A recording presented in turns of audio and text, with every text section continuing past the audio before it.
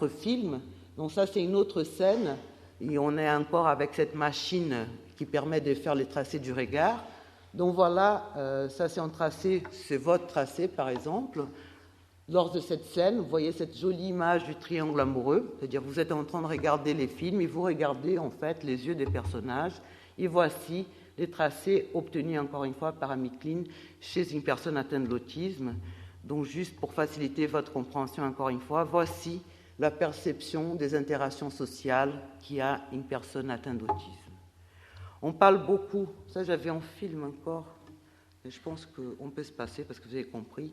On parle beaucoup des problèmes émotionnels dans l'autisme, leur incapacité à comprendre l'état émotionnel d'autrui.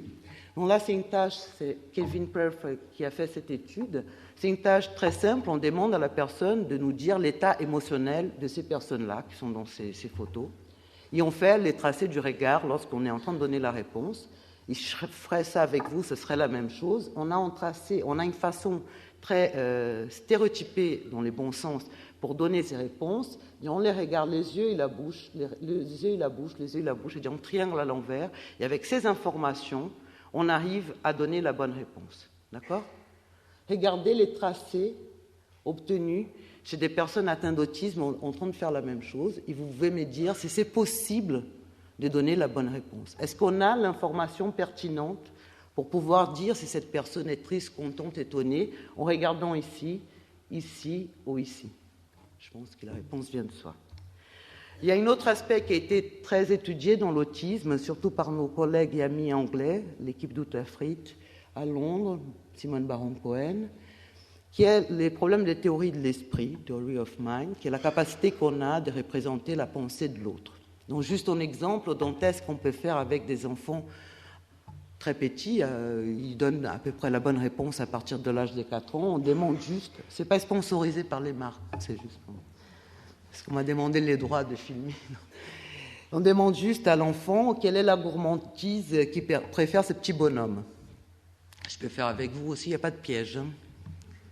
Donc les enfants à partir de l'âge de 4 ans donnent la bonne réponse, c'est l'M&M's. Ce qui est plus intéressant, c'est qu'on pose la question après, mais pourquoi ? Parce qu'ils les regardent. Et ça, c'est une réponse très typique.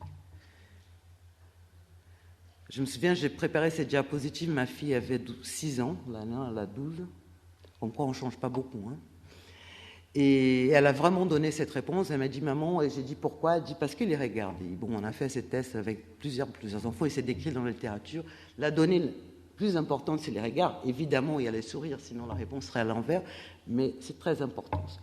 Quand on pose la question à des enfants atteints d'autisme, la réponse est très différente. C'est-à-dire, ils ne savent pas dire qu'est-ce que l'autre préfère. On a des réponses très étonnantes. Une fois, il faut des fois regarder la télé quand on travaille avec l'enfant. Une fois, il y a un enfant qui m'a répondu « crunch ». J'ai répondu « pourquoi ?»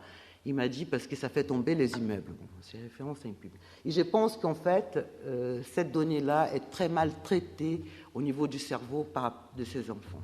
Bon, on va parler un peu de l'imagerie. Qu'est-ce qu'on a fait au niveau de l'imagerie du cerveau à Orsay ? 3 méthodes, la tomographie par émission des positons au repos, qui permet de mesurer en fait l'activité synaptique au repos, l'IRM, qui permet de mesurer l'anatomie, évidemment au repos, et les méthodes d'activation que vous avez entendues à la fois en TEP et en IRM. Déjà, en 2000, on a montré avec Nathalie Baudard qu'il y avait chez des enfants autistes une diminution du flux sanguin au niveau de ces régions temporales supérieures chez des enfants atteints d'autisme. Vous voyez ici ces taches vertes, vous voyez souvent des taches rouges, ça veut dire des activations. Là, j'ai fait exprès de mettre en vert. Ces taches vertes représentent l'endroit où il y a moins d'activité synaptique au repos chez des enfants atteints d'autisme. Il y a 32 enfants par rapport à des enfants non autistes. D'accord ? Qui sont évidemment matchés pour les retards mentaux et pour l'âge, dont une diminution bilatérale un peu plus importante à droite dans les régions temporales supérieures. Juste, ces résultats ont été confirmés très rapidement par une étude japonaise qui montre des anomalies exactement au même endroit. On a montré en plus une corrélation. On regarde à chaque fois les cerveaux en entier. Ça, c'est important à dire parce que comme on va tomber à chaque fois dans la même région, vous aurez tendance à penser qu'on étudie cette région, mais en fait, c'est l'ensemble du cerveau qui est étudié. Et là, on a mis une échelle qui permet de mesurer la sévérité du syndrome autistique, c'est-à-dire est-ce que l'enfant est plus autiste que l'autre. On a 45 enfants, et quand on regarde les débits sanguins cérébrales dans tous les cerveaux, il y a une région qui corrèle avec la sévérité, c'est cette région temporale supérieure à gauche. Vous voyez la corrélation négative, c'est-à-dire plus le débit sanguin cérébral est diminué dans cette région, plus l'autisme est sévère. Avec Édouard Duchenet, on est en train de travailler maintenant sur la possibilité de détecter cette,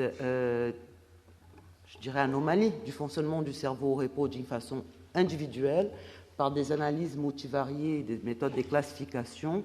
Et on arrive aujourd'hui avec un taux de classification de 88%.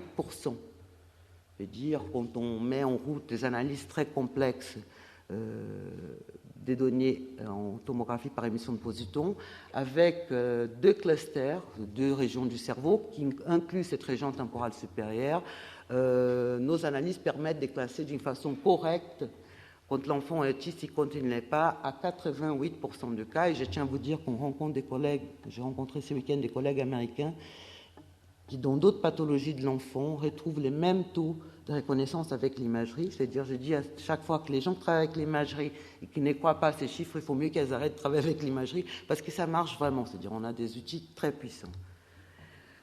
Voilà, juste pour vous illustrer les données individuelles, vous allez voir apparaître des points. Chaque point correspond à un enfant, l'endroit où cette anomalie est maximale, à gauche, non, à droite et à gauche.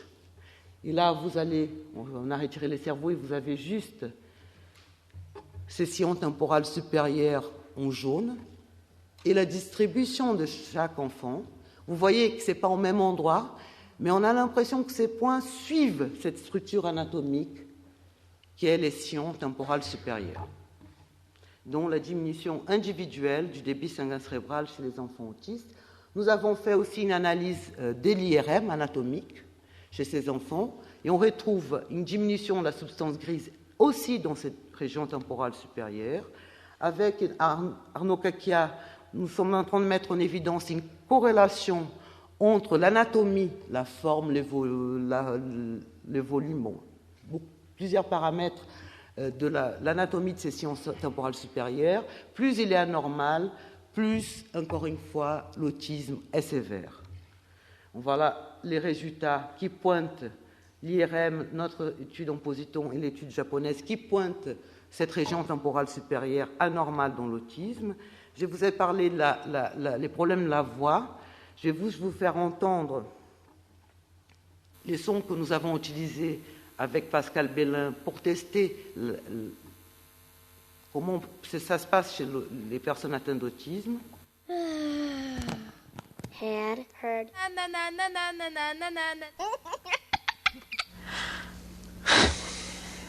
Hud. Huh? Ah, huh?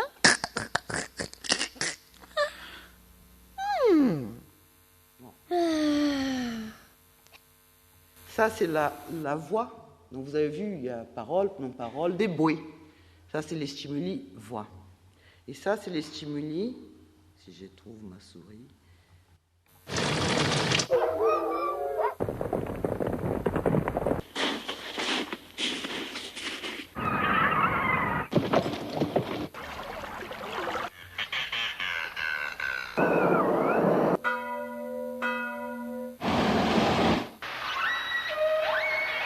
Non-voix.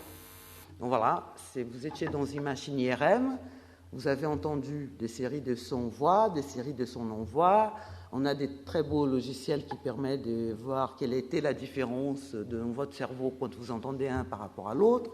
Et voici ce qu'on obtient chez vous.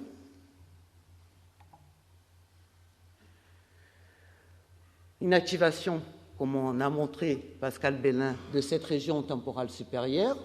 Et voilà ce qu'on obtient chez des personnes atteintes d'autisme. C'est-à-dire aucune différence entre l'effet d'entendre le deuxième son de bruit par rapport à la perception de la voix. Ce n'est pas qu'il n'y a rien dans le cerveau. Encore une fois, il faut se méfier de ces images. Ce n'est pas qu'ils activent rien. Ils activent les régions auditives. Mais de la même façon pour le son que pour la voix. Et ça, s'il y a quelqu'un qui nous a cru d'emblée dans ces résultats, ou qui a trouvé, c'est les parents. Parce qu'ils ont dit, il y a quelque chose qui est très troublant quand on a vu notre enfant grandir, c'est que très tôt, on l'appelait, il ne répondait pas. On a dit, et ça c'est souvent le cas, il est sourd. Et après on dit, c'est pas sourd parce qu'on fait un bruit, il répond. Dans une sorte de négligence, dans le sens neurologique du terme, pour la voix humaine. Il faut encore comprendre.